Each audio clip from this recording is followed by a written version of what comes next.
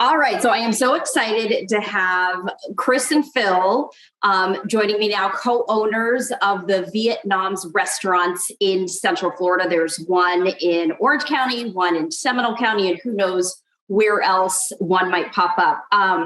But for folks who don't know your story, because this is such an inspirational story, I thought, was that you guys were 24 and 26 respectively when you're like, you know what, we have these stable, great jobs, but we're going to go into the restaurant industry. So tell me a little bit about why, because, Chris, you were saying it's not like you guys were unhappy. You had good, stable jobs. It's just something else was kind of there in the back of your mind. What was that? Why?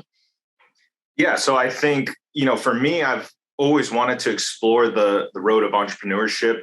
My parents, they owned a restaurant for 30 years. So they were already kind of in that, world of owning their own business. And it's something that, myself, I've always been interested in. And, like I said, one night, Phil and I, we had dinner one day and we kind of talked about, starting our own businesses. And, one thing led to another. And, we started to meet up a little bit more regularly to talk about, any plans that we felt, could come into fruition. And we both kind of talked about doing a restaurant together.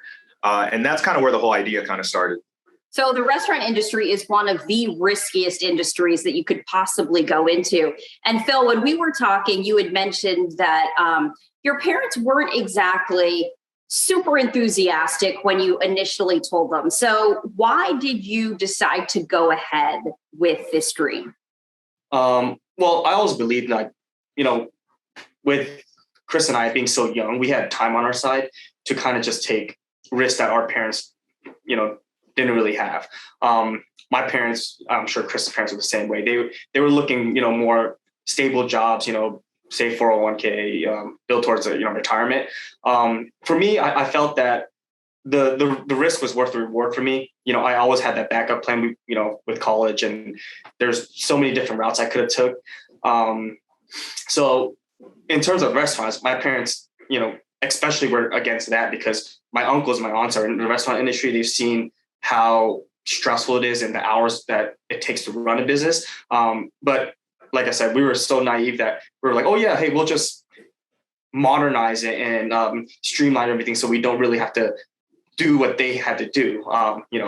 And we were obviously wrong at the beginning, but we made it on the other side.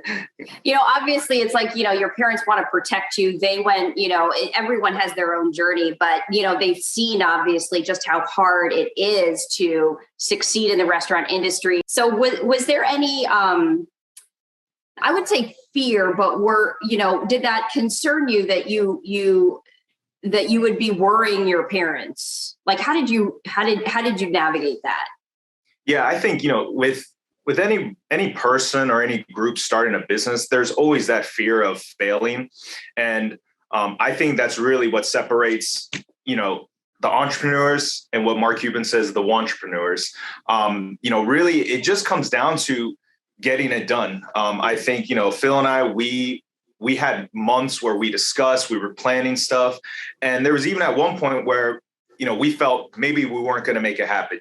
I think, not just the fear of failing, but just, really just not being sure of the market, not finding a stable place, So I guess to answer your question, really, I think it just came down to us deciding, do we want to do this?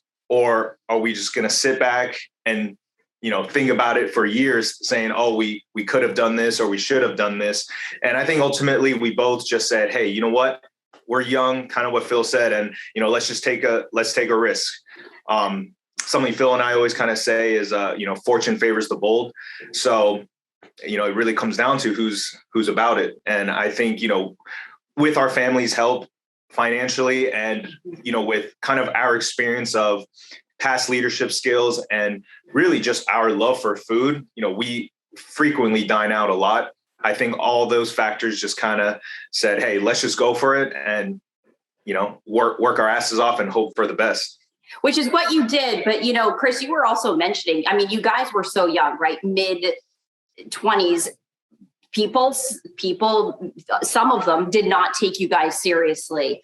And that was a challenge financially. Obviously you're asking for loans, et cetera. Like, how did you flip that? I mean, because you guys were, Phil, you said you guys were so young that in a way it made you bold, right? You feel like you're invincible. Of course you can do this, but then on the flip side, people don't take you seriously because you don't have the resume. You don't have, kind of the history. How did you convince people, that, hey, you guys are serious and you're going to make it happen?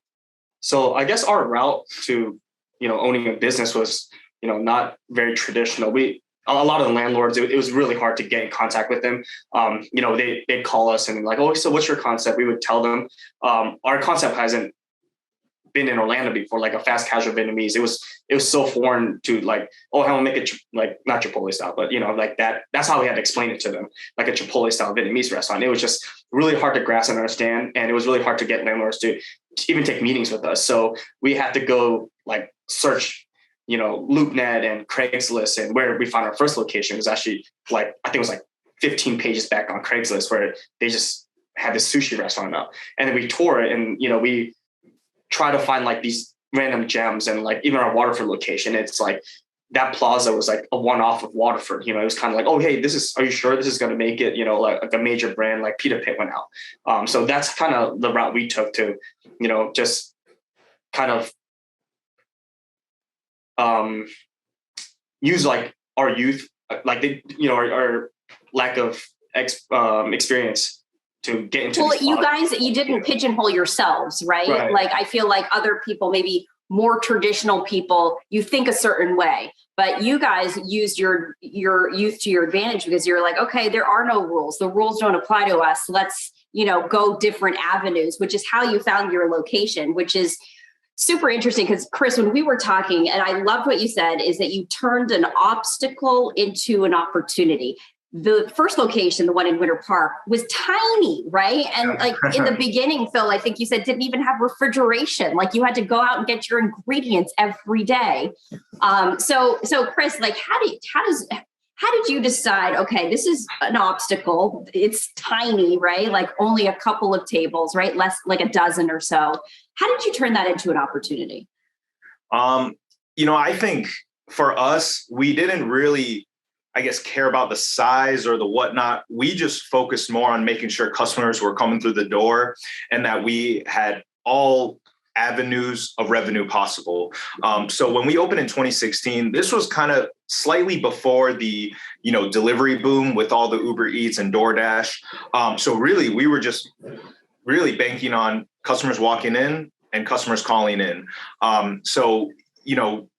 We knew that since we had such a small dining space, we had to make sure we had a really strong takeout business in terms of, packing it, making sure, everything, the packaging was good. It was convenient for customers to order.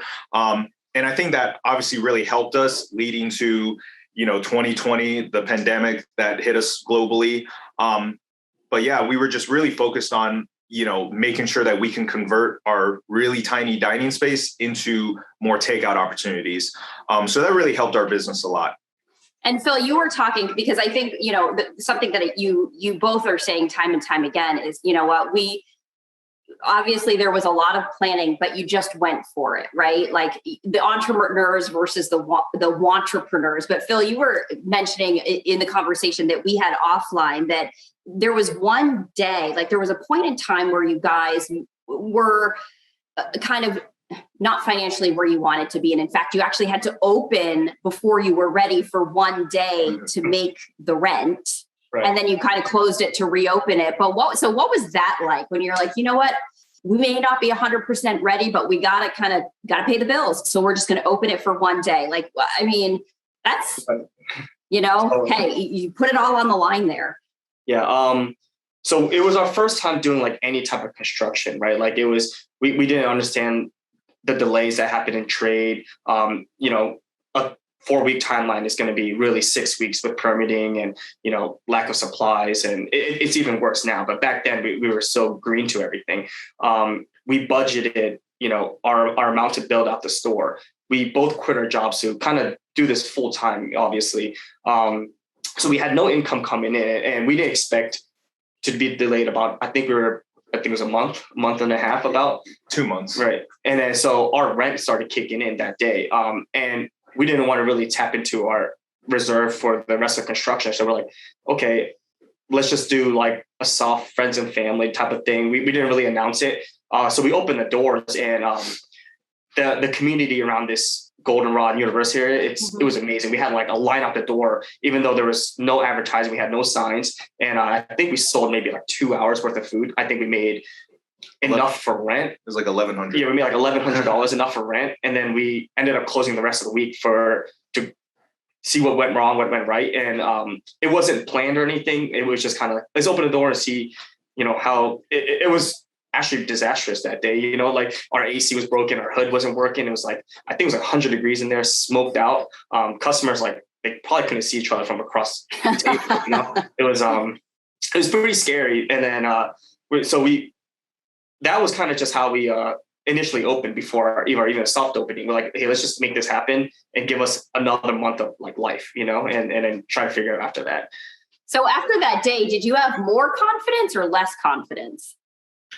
I think we had more confidence. Yeah. I think we definitely had more confidence because we were like, okay, even though it was majority friends, but I think what Phil was saying also is like, when we had those unexpected customers walk in, we were like, okay, Winter Park is a great community, obviously, and they're very in tune with local establishments, not just restaurants, but other, businesses. So it definitely gave us confidence. And that day also allowed us to figure out, okay, what other positions do we need? So we knew that we needed a prep person to help us prep food, not just cook, and my wife at the time was helping us serve, but we knew we needed at least one more front house member to fully, operate the dining room. So that day just gave us a lot of confidence in terms of what the direction of the business would be.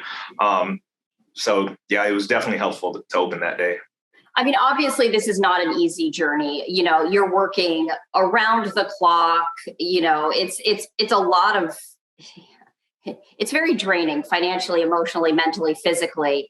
Was there a point for each of you where you're like, you know what? I don't know. I really just don't know. I'm tapped out. Like, I don't know if it's going to happen. And what was that moment or series of moments like? And Chris, I'll start with you. Did you have a rock bottom, and what did that look like, and how'd you get out of it? To be honest, I didn't really ever have that feeling since we opened. To kind of talk about maybe something you asked earlier about, the financial challenges or obstacles.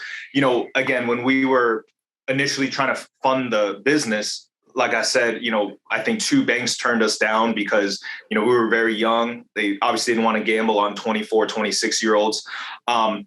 And for me, when I had asked my parents for money, I think that gave me more financial pressure than versus me just taking out a loan.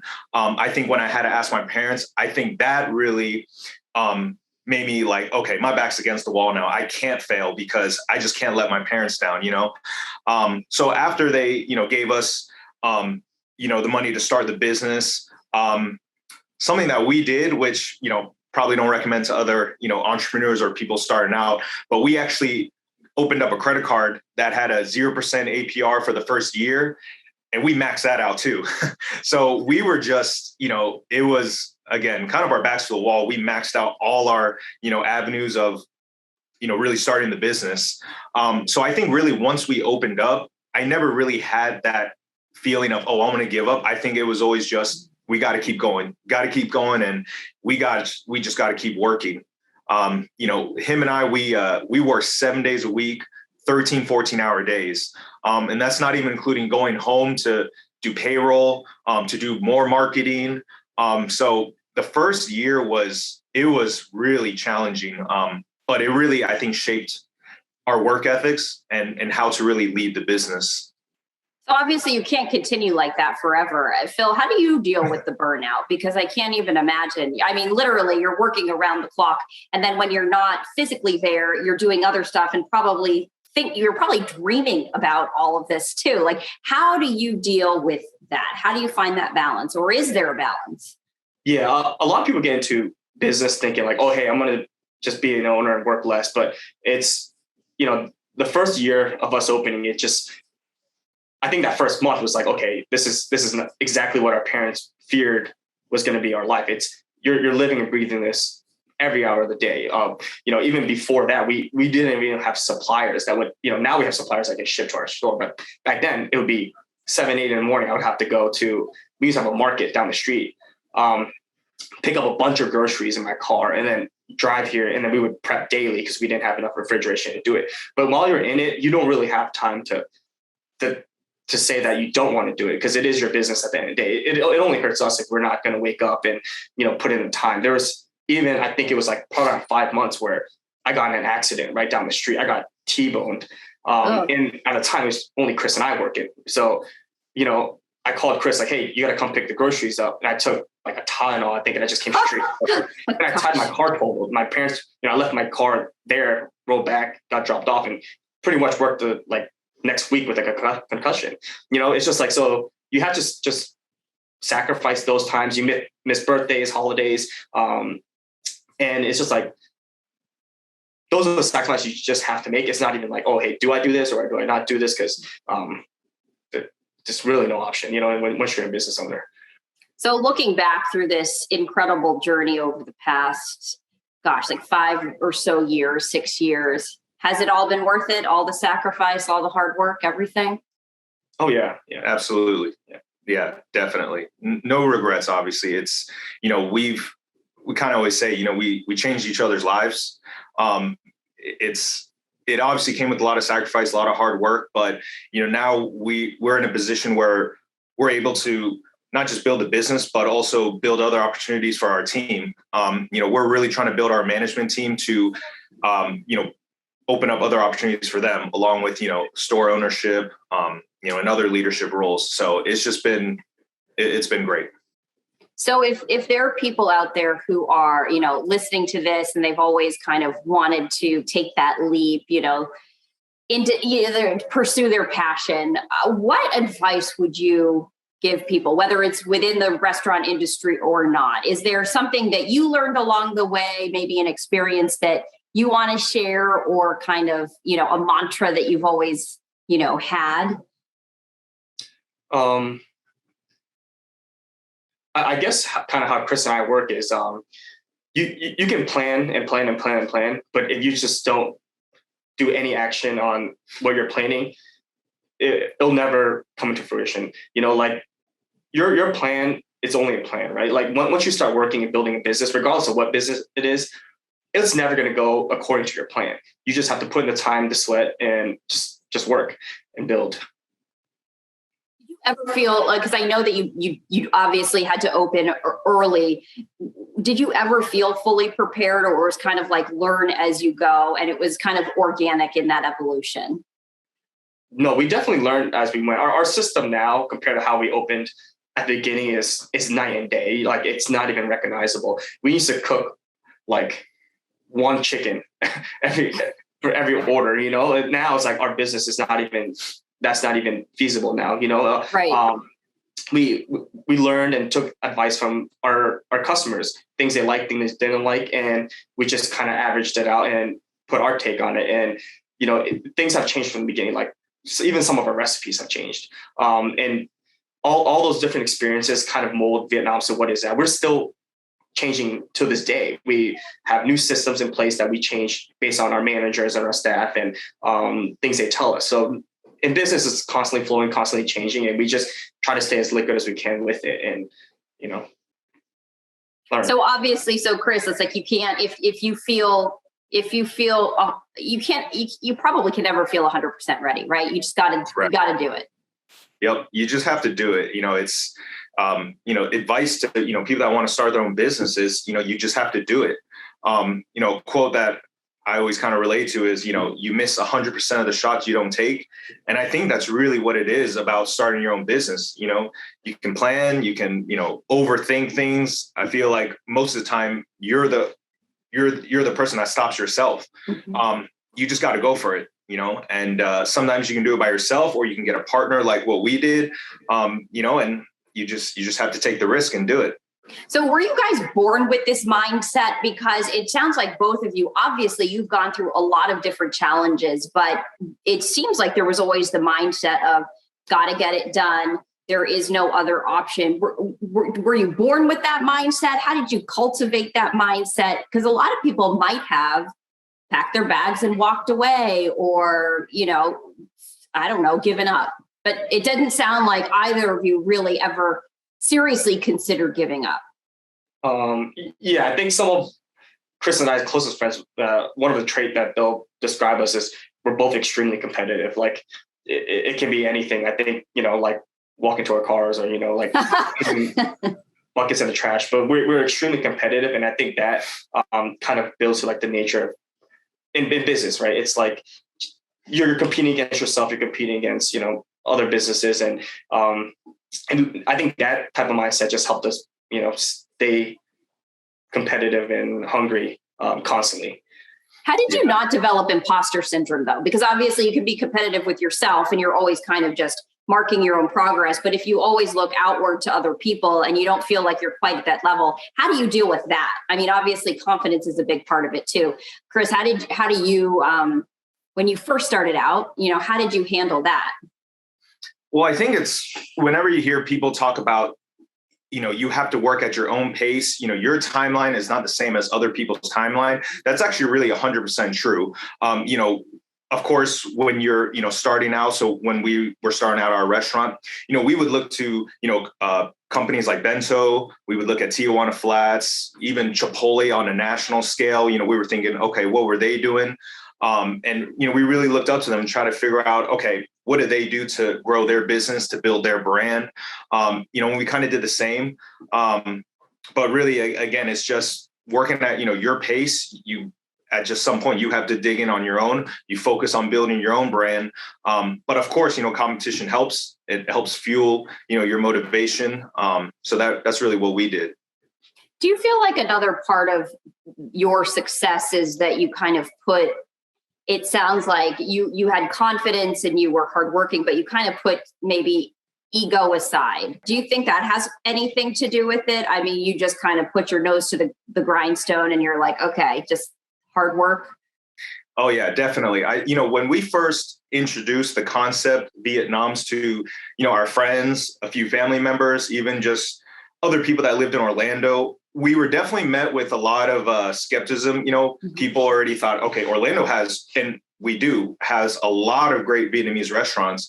So when we were kind of talking about it, people would be like, are you sure you want to do that? Do you guys have any, Vietnamese restaurant experience? Like what's going to separate yours from, the other ones? And that's where we focused on our business concept, where, okay, we have to stand out. We have to be unique. And really, we had to make it work. So, we really focused a lot on, making sure our ingredients were a little bit more catered to a different audience. And also our marketing was very personable and, really organic. We focus a lot on, building a relationship with our guests versus just kind of advertising. And our online presence was also, pretty strong. We're both pretty fluent with social media. So we really wanted to engage with our customers.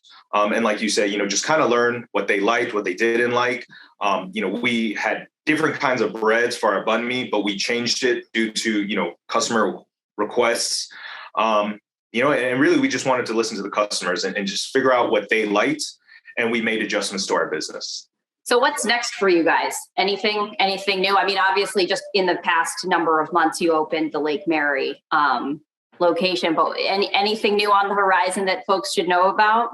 We have a couple of things, nothing solid yet in terms of new concepts, but, constantly thinking, just creating new recipes and ideas, and hopefully soon. So the recipes are amazing because I've had your food, but okay, if you had one favorite on the menu, what would it be? What's your favorites? So our, pho and our rice bowls are our best sellers. They are the most traditional on our menu, but one of my favorite things to eat is probably the tacos. That was something that we kind of developed on accident. We were working at Chris's parents' old restaurant at the time using the prep kitchen. And we were supposed to be working on the banh mi recipe, but we couldn't get banh mi that day. So I was like, all right, let me just try the protein with some of the house veggies. So we were just walking through thinking about making banh mi, but we added all these recipes into a taco, which is, a taco is so easy to understand. It's iconic, right? Probably the most iconic besides a hamburger. And from the first bite, I think it's, just kind of like wowed us where we just, okay, let's just put this on the menu. And now it's kind of what Vietnam's is really known for besides the rice and pho. It's like, okay, they have the Vietnamese street tacos. And that was something where it was so delicious that when I put it on the menu and I showed my mom a picture of it, she was like, that is not going to sell. She was really against it until she ate it. So that to me is, my personal favorite. Is your favorite. Chris, what about you? Man, pho is, and this was before we opened up Vietnomz. Pho has always been like my favorite food of all time. So the King Pho bowl is definitely my go-to. It's a huge bowl. We give huge portions, and that's definitely my favorite. Well, thank you both for sharing your story and your journey and your expertise. I mean, gosh, what a success story. I love it. It's very inspirational, and you have, great advice for anyone, whether they're looking to open a business or kind of are just in a challenging time. I mean, both of your mindsets and kind of like your learning experiences I think will help a lot of people. So thank you guys for taking the time. I know you guys really don't have a lot of free time, so I appreciate it. Well, thank you. Thank you for inviting us. We enjoyed this chat and, look forward to speaking with you again.